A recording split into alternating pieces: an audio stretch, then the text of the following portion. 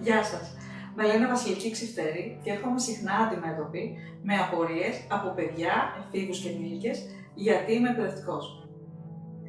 Ακούω πάρα πολύ συχνά «Α, καλά, τώρα αυτό δεν μπορώ να το κάνω εγώ.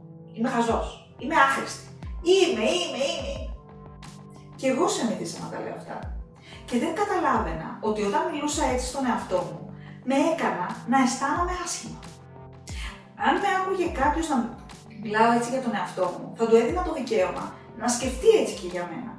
Η στιγμή όμως δεν ορίζει το όλο. Τι θέλω να πω με το τρίτο. Κάνω ένα λάθος. Αυτό μπορεί να καθορίζει όλο μου το είναι και τη μετέπειτα πορεία. Αν είχε συμβεί κάτι τέτοιο σε μια φίλη μου, σε ένα φίλο μου, αυτό θα έλεγα. Δεν ξέρω για εσάς, εγώ συνηθίζω να υποστηρίζω τις φίλες και τους φίλους μου. Ακόμα και την αλήθεια τη λέω με μια δόση χιούμορ, γιατί πολύ απλά πιστεύω στον άνθρωπο. Πιστεύω ότι όλοι μας έχουμε δώρο από τον Θεό και την προσωπική επιλογή να τα αξιοποιήσουμε.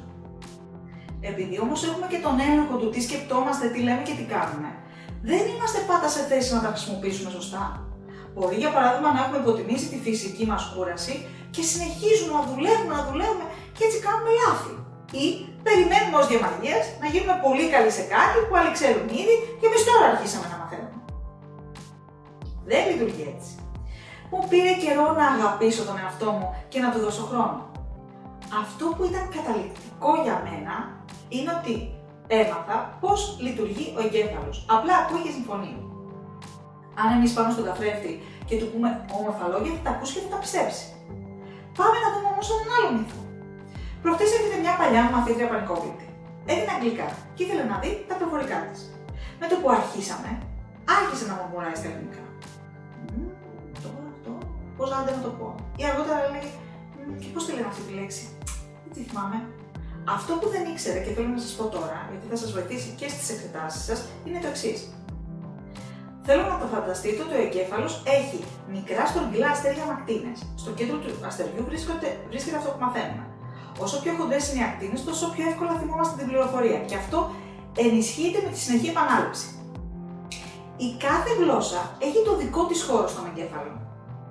Η γλώσσα που μιλιέται πιο πολύ είναι πιο δυνατή, πιο ενισχυμένη και θέλει ο εγκέφαλός μας να πηγαίνει εκεί. Από ασφάλεια. Από συνήθεια. Κάθε φορά όμως που γυρίζει στην αρχική γλώσσα, χάνεται η επαφή με τη γλώσσα την καινούργια. Οπότε πάλι πάμε από την αρχή. Στην κοπέλα που έδινε εξετάσεις την επόμενη της είπα: τις γνώσεις τις έχεις. Απλά θέλω να βομβαρδίσεις τον εγκέφαλό σου με αγγλικά. Να μην σκέφτεται τίποτα άλλο. Πάρε βιβλίο και διάβαζε λέξεις, κοίταζε βιντεάκια, άκουγε μουσική, όλα στα αγγλικά, μέχρι να δώσεις. Και έτσι έκανε και μου είπε ότι πήγε πάρα πολύ καλά. Πάμε τώρα να δούμε πώς αυτό που μόλις είπα επιδρά στην ψυχολογία και στην ομιλία μας στον καθρέφτη. Ας πάμε στο χειρότερο σενάριο. Έχουμε πει στον εγκέφαλό μας ότι είμαστε χαζοί, ανάξιοι, άσχημοι, δεν κάνουμε φίλους κτλ. Κοιτάμε τον καθρέφτη. Του το λέμε αυτό κάθε μέρα, κάθε φορά. Τι κάνουμε, ενισχύουμε αυτή τη γνώση. Πιστεύουμε ότι έτσι είναι. Αυτή τη γνώση κρατάει ο εγκέφαλος. Πάμε τώρα να το δούμε αλλιώς. Πάμε να πούμε «Σ' αγαπώ και σ' αποδέχομαι», όπως μου λέγει η coach μου. Τα γούστα είναι γούστα και εγώ μου αρέσω, λέω εγώ. Θα τα καταφέρω. Όλοι κάνουμε λάθη. Τι έμαθες από αυτό? Προχώρα πιο δυνατά. Ό,τι μοιάζει δύσκολο δεν είναι ακατόρθωτο. Το τελευταίο είναι και το μότο μου και δεν μπορείτε να καταλάβετε τι πράγματα με έχει κάνει να κάνω.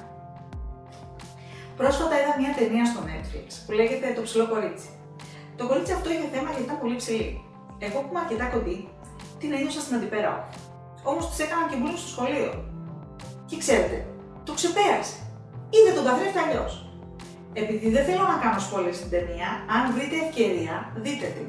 Θα καταλάβετε τι εννοώ. Θα σας πω ότι ένα από τα αγαπημένα μου πρόσωπα στην Αμερική με φώναζε Shorty.